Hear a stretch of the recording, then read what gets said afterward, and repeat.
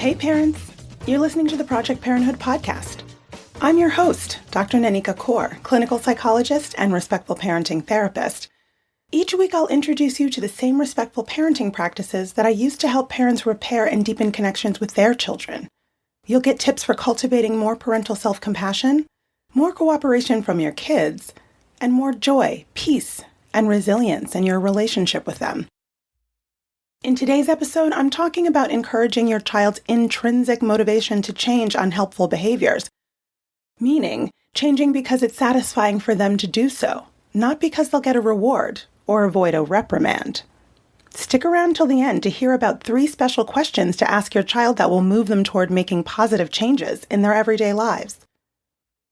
It can be so frustrating when you're convinced that you know the best course of action your child should take. It's hard to see them doing things that aren't in their best interest, or simply things you just don't agree with. You're asking yourself, why aren't they working harder or planning for the future or taking more responsibility for themselves?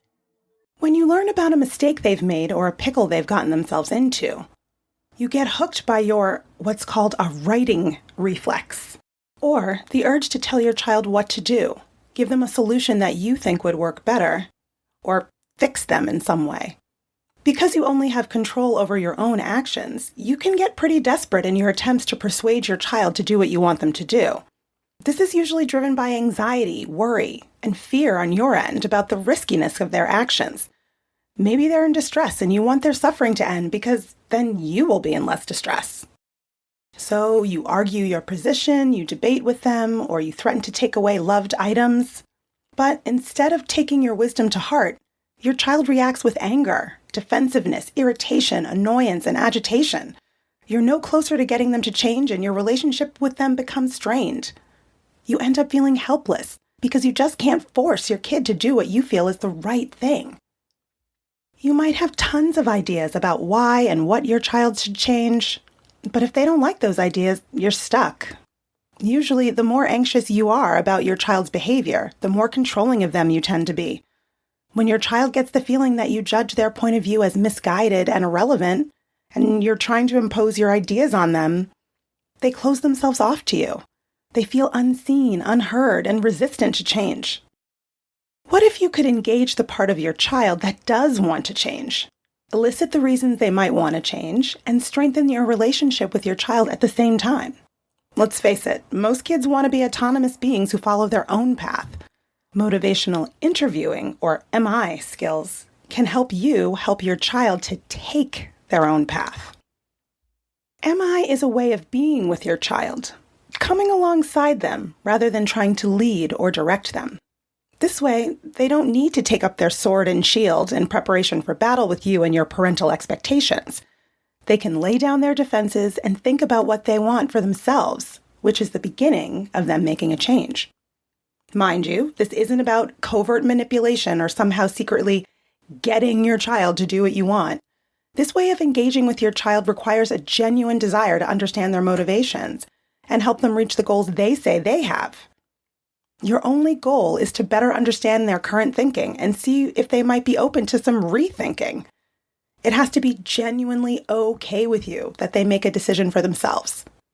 It might sound far-fetched, but when you ground yourself in the belief that your child is doing the best they can at any given time, listen carefully, and meet your child exactly where they are, you can have collaborative conversations with them in which you help your child make a positive change in their life that they actually want to make, and help them identify the reasons they want to make that change. So, what is motivational interviewing? Originally developed for use with problem drinkers and found to be effective for strengthening motivation for change in many different types of people and problems, motivational interviewing, or MI, is a therapeutic and person-centered approach to enhancing a person's motivation to make a change by helping them resolve their ambivalence about changing. Sometimes your child's uncertainty or inability to make a choice is because they want 2 opposite or conflicting things at the same time, or they keep switching between the 2. Their conflict is between making changes in their behaviors that will probably be beneficial versus not making that beneficial change because it seems difficult to do, and they're not even entirely sure at this point that it'll work. So what you need to do is create the conditions for change. Ideally, you already have a connected relationship with your child and they generally trust you. But even if that's something you're still working on, it's important to establish a trusting connection from the outset of any change-focused conversation that you initiate with your child. To help draw out their own thoughts and ideas, use the MI principles and skills in the spirit of being collaborative, non-judgmental, and compassionate, rather than confrontational. Have a laser focus on your child's autonomy, their point of view, and their experiences rather than your own. You can build rapport and create a space of open communication using the 4 principles of MI. Express empathy. When your child has a sense that you're seeing the world through their eyes, they feel seen and heard. Then they're more likely to share their experiences with you deeply and honestly. So, with an attitude of acceptance, think about things as your child thinks about them. Feel things as your child feels them. Share in their experiences. The next principle is supporting self-sufficiency. Believe that your child has the capabilities to make successful change. Your child needs to believe that there's hope for change, that it's possible to make a difficult change. They may doubt their abilities because they were unsuccessful at making this change in the past. So highlight the strengths and skills your child already has, and focus on their previous successes. And then, you want to roll with resistance.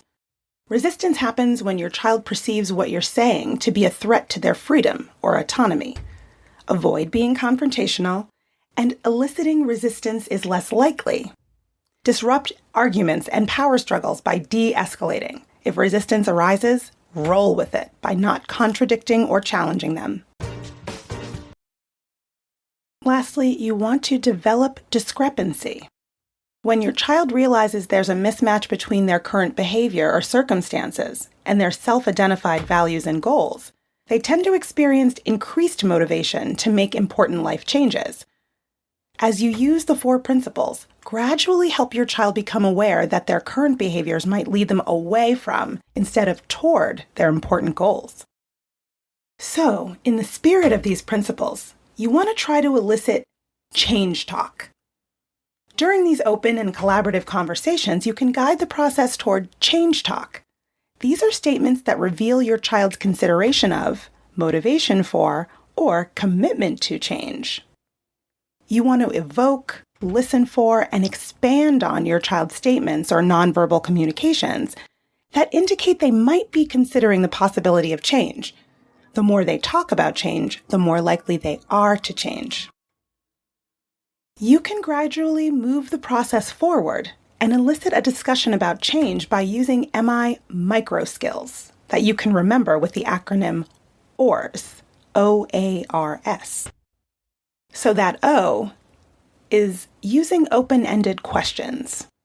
Invite your child to elaborate on their responses and think more deeply about an issue by asking questions that can't be answered with yes or no, or other short responses, which are the result of closed questions. Help your child explore the reasons for and possibility of change by using open-ended questions to keep the conversation moving forward. Examples include, well, how does this affect you on a day-to-day basis? What do you like about online gaming? What do you think you'll do now? The A is for affirmations. Help your child feel that change is possible, even if they weren't successful in the past, by helping them see themselves in a positive light. Make relevant and genuine statements. You really have to mean it, or this will sound insincere. About your child's strengths and resources. Reframe their behaviors or concerns as evidence of their positive qualities, always beginning with the word you. Praising their strengths versus I, which is simply a compliment that centers your opinion or experience. Some examples include, you're working hard to find other activities outside of online gaming. You're opening up about these things, even though I know they're hard to talk about with me.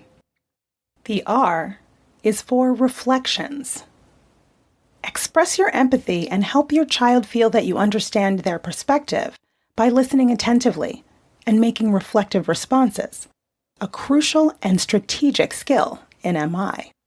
Mirror back to them what you understand them to be saying and feeling about the issue at hand. However, only reflect the statements that they make that are about the negative aspects of things staying the same and the positive aspects of making change. Offering a reflection in response to the statement, "I don't want to spend more time outside. I want to play this game," could sound like, "Yeah, it's really hard to cut back on gaming." And lastly, the S is for summaries. When you need to shift attention, direction, wrap up the talk, or point out both sides of your child's ambivalence about change, summaries are helpful. Recap all or part of the conversation to communicate interest and understanding, and strategically highlight the important elements of the discussion and omit non-relevant topics. As with any parental change you want to make, you have to practice a new skill on purpose. And practice makes progress. Before you try tackling a weighty issue with your child, try using MI strategies in a lower stakes situation, like resistance to putting their clean and folded laundry away. Start with the following 2 or 3 open-ended questions. 1. On a scale of 1 to 10, with 1 meaning I'm not ready at all and 10 meaning I'm ready to do it right now, how ready are you to put your laundry away? Or whatever task you're hoping they do. 2. Okay, why didn't you pick a lower number? 3. If their answer is 1, ask, what can we do to get you to a 2? See what you did there? When you ask questions about readiness versus desire, you're implying that the task will get done sometime, and they're less likely to say 1. With the second question, if they pick a number higher than 1, you're essentially asking them to tell you, and hear themselves say out loud, why they should put the laundry away. Even if they do say 1, and you ask how you could work together to make that a 2, your child has to brainstorm solutions that will help them put the laundry away, so you're still getting closer to them actually doing it. Remember to take the role of a consultant, putting the responsibility of choice on your child. Offer support, and don't try to force them to do anything. Ask open-ended questions and listen reflectively, holding up a mirror so that they can see and hear their own thoughts more clearly. If you hear them expressing the desire to make a beneficial change in their current behavior, see if you can guide them toward a plan. Imagine that you're trying to sense your child's inner world, the personal and private meanings they make about their environment and experiences, as if it were your own. But stay mindful of that as-if quality, remembering that you're a separate self with your own perspective. You're just pressing pause on your perspective temporarily. The goal is to take an active interest in seeing the situation through your child's eyes. If you've historically used coercive strategies like punishments and rewards to control your kids' behavior, they may be hesitant to have these kinds of conversations, assuming they'll end up being forced into something whether they like it or not. In that case, you can lead with something like, I don't want to force you to do anything you don't want to do. You're a smart enough kid to make decisions like this, and I want you to make an informed decision. Is it okay if we just talk about it a little bit without anyone forcing you to do anything in particular? This is much more likely to keep your kiddo open to the conversation. When your child is upset or brings you a problem, before you do or say anything, count to 10 in your head. Then, start with, what I'm getting is, then mirror back to them what they've said. This gets you some buy-in for the conversation and stops you from launching into advice mode. Then, just hang with them in their hard feelings. Create space using empathy and validation, not offering advice unless your child specifically asks for it. While listening reflectively, don't ask more than 2 questions in a row, and have no other goal than a great conversation that strengthens closeness and connection.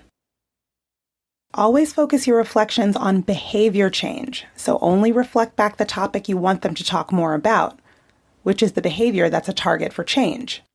You want to explore with them how their current behavior fits in with their long-term goals, and get used to awkward silences. Your child is processing in that silence, so go slower than you think. You'll notice that as your child struggles to explain their thought process, they hear their thoughts and feelings with more clarity. they'll start grasping the complexity of their situation and seeing the gaps in their knowledge or angles they hadn't yet considered.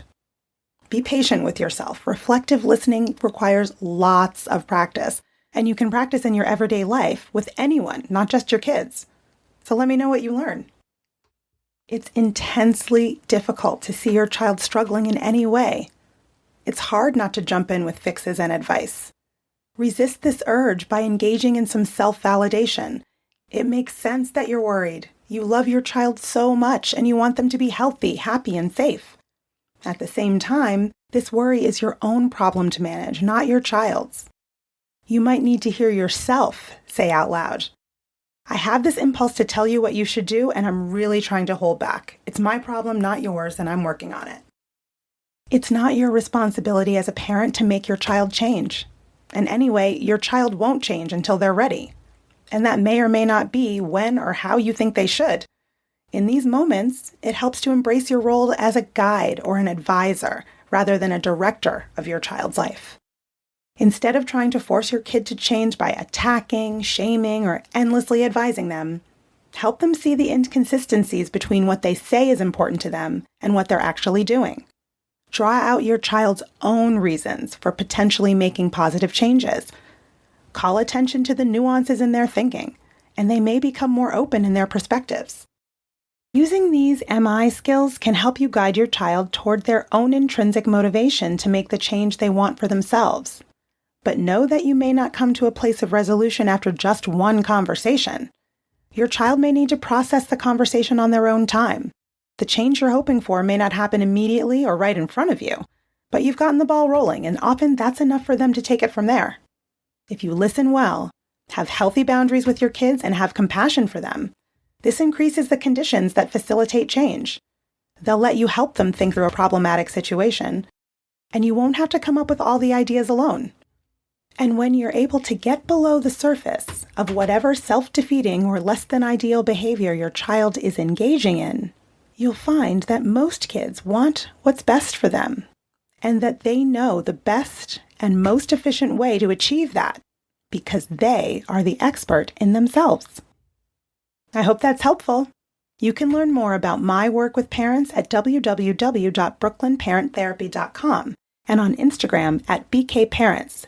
That's BKPARENTS.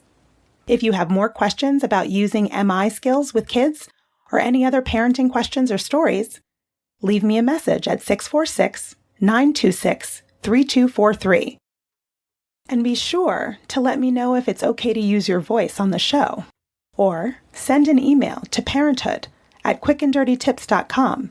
And don't forget to subscribe to Project Parenthood on Apple Podcasts, Spotify, or wherever you listen to podcasts. Catch you next week.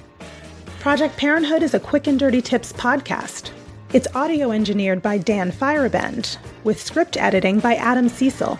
Our podcast and advertising operations specialist is Morgan Christensen. Our digital operations specialist is Holly Hutchings. Our marketing and publicity assistant is Davina Tomlin. And our intern is Cameron Lacey.